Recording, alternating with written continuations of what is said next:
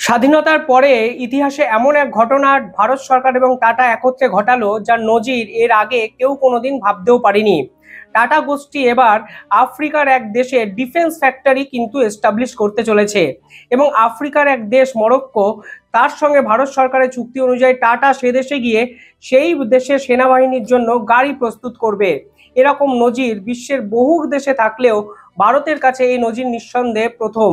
মনে রাখতে হবে, এই চুক্তির ফলে ভারতের যে সামরিক ক্ষেত্র তার ডাইনামিজমটাই বদলে যেতে পারে গোটা বিশ্বের কাছে এবং পরবর্তীকালে জিওপলিটিক্যাল সারফেসে এই চুক্তির এক অভিনব গুরুত্ব আছে। পাশাপাশি এদিনই ফ্রান্স পরিষ্কারভাবে ঘোষণা করলো, ভারতকে তারা যে রাফায়েল বিমান সরবরাহ করে তার দাম প্রায় হাফ করতে তারা রাজি আছে। মনে রাখতে হবে, কিছুদিন আগে ভারতবর্ষের চিফ অ্যাডভাইজারি যে সেক্রেটারি অজিত দোভাল, তিনি ফ্রান্সে গেছিলেন। আমেরিকা তাকে সমন দিয়ে আদালতে হাজির হওয়ার নির্দেশ দিলেও অজিত দোভাল কিন্তু আমেরিকায় না গিয়ে ফ্রান্সে যান এবং তারপরেই 100% নিউক্লিয়ার সাপোর্টের কথা ফ্রান্স ঘোষণা করেন এবং এদিন রাফায়েলের যে যুদ্ধ বিমান তার দাম 100%-এর বদলে 50% নেবে ফ্রান্স। এর ফলে ভারতের সঙ্গে ফ্রান্সের বন্ধুত্ব যেমন আরো সুদৃঢ় হলো, পাশাপাশি এই দুটো ঘটনা ভারতকে জিওপলিটিক্যাল দিক থেকেও বিভিন্ন ক্ষেত্রে সহায়তা করে, যা আগামী 5 থেকে 6 বছরে ভারতবর্ষের প্রভাব গোটা বিশ্বের কাছে অন্য মাত্রায় পৌঁছে দিতে পারে। আর সবকিছু নেই আজকের এই ভিডিও। আপনারা দেখছেন দ্য ইন্ডিপেন্ডেন্ট বেঙ্গল, আমি শিবম। যারা ভিডিও দেখছেন তাদের কাছে ছোট্ট একটা অনুরোধ, চ্যানেলটি ভালো লাগলে একটু সাবস্ক্রাইব করে পাশে থাকা বেল আইকনটি ক্লিক করে আমাদের পরবর্তী ভিডিওর জন্য আপডেট সংগ্রহ করবেন।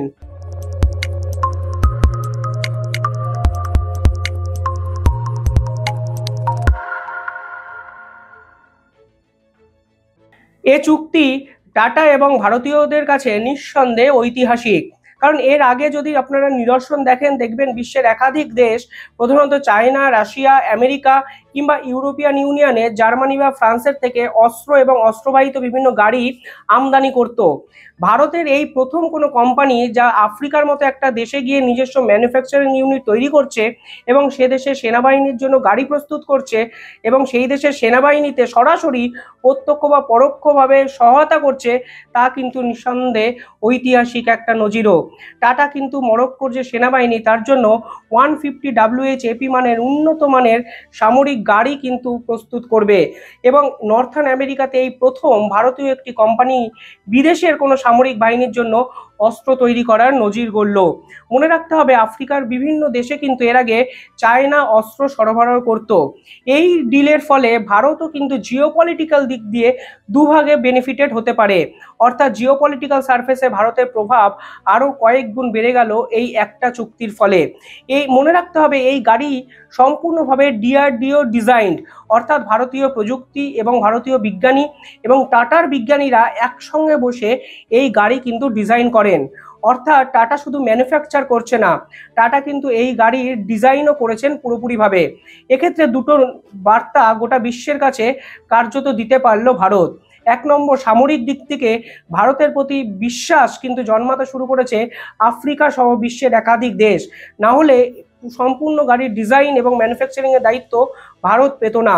অন্য কারণ যথেষ্ট গুরুত্বপূর্ণ, আফ্রিকার এসব দেশে কিন্তু চায়না এর আগে একচেটিয়া মার্কেট বজায় রেখেছিল। এই চুক্তির ফলে চায়নাকেও কিন্তু পাল্টা এনকাউন্টার করা সম্ভব হবে বলে মনে করছেন একাধিক কূটনীতিবিদরা। অর্থাৎ জিওপলিটিক্যাল সারফেসে এই চুক্তি অত্যন্ত গুরুত্বপূর্ণ, যা পরবর্তীকালে ভারতের সামরিক শক্তি এবং ভারতের প্রভাবকে বিশ্ব মানচিত্রে বদলে দিতে পারে। টাটার একটি company tata advance system limited, তারা কিন্তু মরক্কোতে গিয়ে এ ধরনের গাড়ি তৈরি করবে রয়্যাল মরক্কোন আর্ম ফোর্সের জন্য।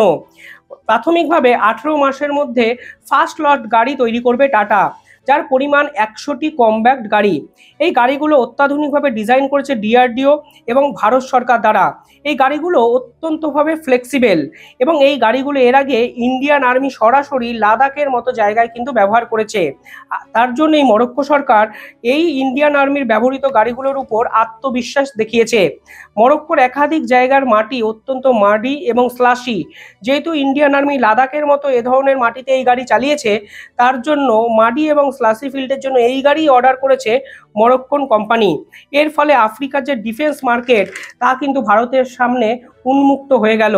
মনে রাখতে হবে ঠিক 4 থেকে 5 বছর আগে ভারতের যে ডিফেন্স পলিসি বিদেশিদের শক্তির জন্য উন্মুক্ত করে দেয়। তারা এক অদ্ভুত স্ট্র্যাটেজি নিয়েছিল। তারা চেয়েছিল বিশ্বের যেসব দেশে ভারতীয় দূতাবাস আছে সেই সকল দূতাবাসের বাইরে ভারতের তৈরি প্রযুক্তিতে তৈরি একটি গাড়ি কিংবা একটা অস্ত্র বা বিমান একটি শোপিস হিসাবে রাখা থাকবে, যেন বিদেশি শক্তিরা সেই সকল গাড়িগুলোকে চাক্ষুষ দেখতে পারে। এর ফলে তারা সেই গাড়ির গুণগত মান এবং আসল চরিত্র সহজেই উদ্ভাবন করতে সক্ষম হয়েছে। ফলে মনে রাখতে হবে এই ধরনের যে মার্কেটিং স্ট্র্যাটেজি, সেই মার্কেটিং স্ট্র্যাটেজির কিন্তু সুফল ভারতবর্ষ পেল 4 বছর পর, যখন ভারতীয় এক কোম্পানি মরক্কো আর্মড ফোর্সের সঙ্গে এই ঐতিহাসিক ডিল কিন্তু সৃষ্টি করলো বা কমপ্লিট করলো, যা ভারতের ইতিহাসের কাছে অত্যন্ত গুরুত্বপূর্ণ।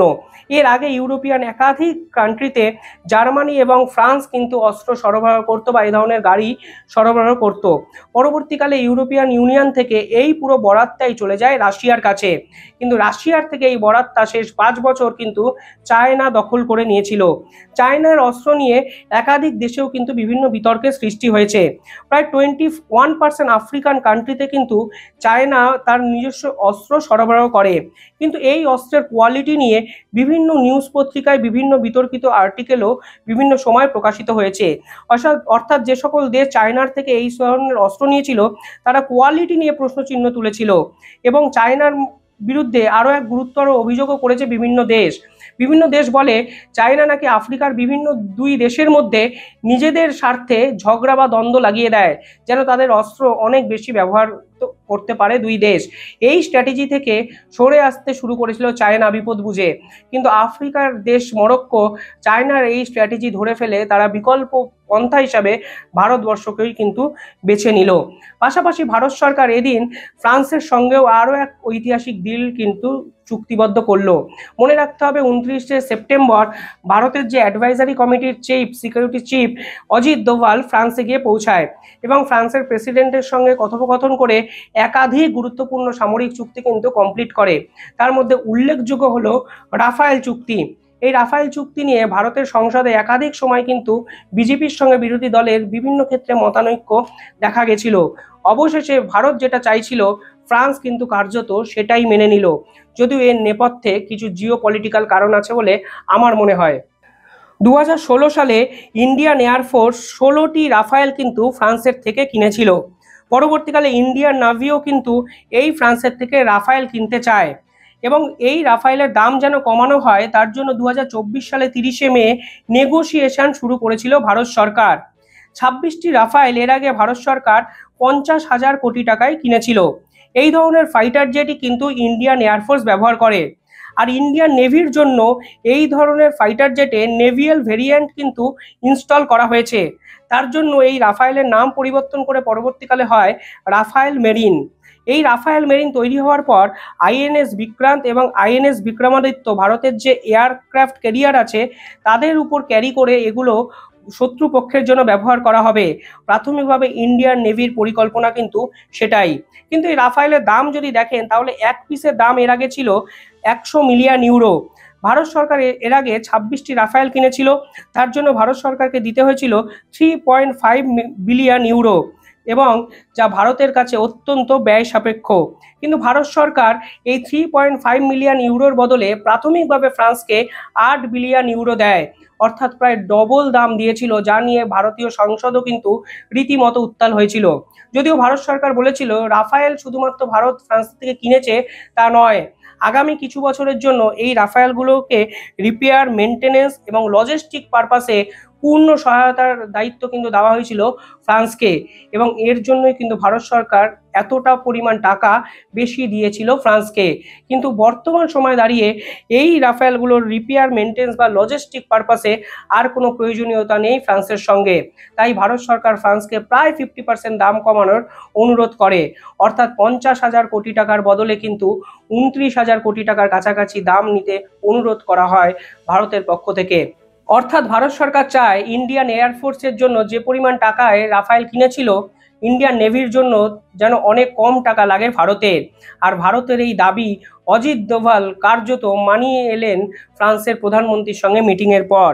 মনে রাখতে হবে, এই রিপেয়ার, মেনটেন্যান্স বা লজিস্টিক পারপাসে যে পরিমাণ কস্ট ভারত সরকার এক্সট্রা ফ্রান্সকে দিয়েছিল তা কিন্তু স্বীকার করে ফ্রান্স এবছর যে রাফায়েলগুলো ভারতকে দিচ্ছে তার সঙ্গে মিটার মিসাইলস কিন্তু যুক্ত করা হচ্ছে, যা ভারতের কাছে একটা উপরি পায়না। নেভিতে যখন অ্যাডভান্স মিসাইলের প্রয়োজন হয় তখন এই অ্যাডভান্স মিসাইলের জন্য এই ধরনের মিটার মিসাইল কিন্তু অত্যন্ত গুরুত্বপূর্ণ। দেখুন, এর ফলে ফ্রান্সও একটা জিওপলিটিক্যাল দিকে ভারতের সঙ্গে সম্পর্ক বৃদ্ধি করতে চাইছে, কারণ তারা দেখছে ভারত এখন শুধু রাশিয়ার থেকে অস্ত্র কিনতে রাজি নয়, অর্থাৎ ভারতবর্ষ কিন্তু অত্যন্ত ডিপ্লোম্যাটিক হইতে রাশিয়া ছাড়াও বিশ্বের একাধিক দেশের সঙ্গে এই ধরনের অস্ত্র চুক্তি করে বেড়াচ্ছে। ফলে ভারতের যে সামরিক গ্রোথ তা দেখে ফ্রান্সও চাইছে ভারতের সঙ্গে লং টার্ম সম্পর্ক রাখতে। এর জন্য কিছুটা কিন্তু রাফায়েলের দাম কমিয়েছে ফ্রান্স, যা ভারতের কূটনীতিবিদ এবং বিদেশ নীতির ফলেই কিন্তু একমাত্র সম্ভব হয়েছে। এবং কিছুদিন আগে যদি আপনারা দেখেন ফ্রান্সের একাধিক নিউজ পোর্টালের যে খবর, সেখানে পরিষ্কারভাবে তারা বলেছিল যে নিউক্লিয়ার সাবমেরিনও কিন্তু ভারতকে তারা সরবরাহ করবে এবং প্রয়োজনে 100% সমর্থন ফ্রান্স কিন্তু ভারতকে সামরিক ক্ষেত্রে করবে। এর ফলে ফ্রান্স কিন্তু আমেরিকা বা রাশিয়ার উপরেও অস্ত্র নিয়ে একটা চাপ সৃষ্টি করতে চাইছে। ভারত সরকারও কিন্তু সুযোগ বুঝে কূটনীতিক চাল ছেলে এই রাফায়েলের দাম প্রায় 50% কমিয়ে ভারতীয় অর্থ সম্ভারকে আরও ফুলিয়ে ফেপিয়ে বাড়তে পারে। আমার কাছে এই দুটো ডিল অত্যন্ত ঐতিহাসিক মনে হয়, কারণ এই দুটো ডিলের ফলেই ভারতের কিন্তু যে জিওপলিটিক্যাল প্রভাব তা ইউরোপিয়ান ইউনিয়নে যেমন বৃদ্ধি পেল, ঠিক সেরকমভাবে আফ্রিকান একাধিক কান্ট্রিতেও কিন্তু বৃদ্ধি পেল, যা নিঃসন্দেহে চাপে ফেলবে আমেরিকা এবং চায়নাকেও। অজিত দোভাল এবং জয়শঙ্কর এবং মোদির এই মাস্টার স্ট্রোক নিঃসন্দেহে আগামী 10 বছরের মধ্যে ভারতকে সামরিক ক্ষেত্রে বিশ্বের অন্যতম সেরা এক প্রভাবশালী দেশে পরিণত করবে বলেই আমার মনে হচ্ছে এই চুক্তির ফলে। আপনারা কি ভাবছেন? নিঃসন্দেহে কমেন্টে জানাবেন আপনাদের মতামত।